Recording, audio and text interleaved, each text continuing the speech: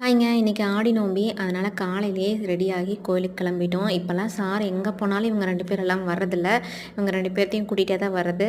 அதுவும் அவங்க அப்பா தோள் மேலே அவனை எப்படி உட்கார வச்சுட்டு வருவாங்களோ, அதே மாதிரி அந்த ஃப்ராகியும் வந்துட்டு அவன் அதே மாதிரி தான் உட்கார வச்சுட்டு வருவான்.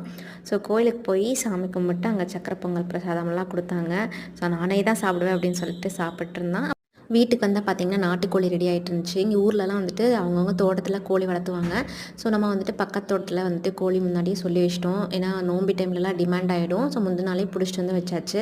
காலையில் வந்துட்டு இது க்ளீன் பண்ணுறக்கு வருவாங்க. அவங்க வந்துட்டு இந்த உரித்து வாட்டி நல்லா மஞ்சள் போட்டு வாஷ் பண்ணி அவங்களே கட் பண்ணி கொடுத்துட்டு போயிடுவாங்க.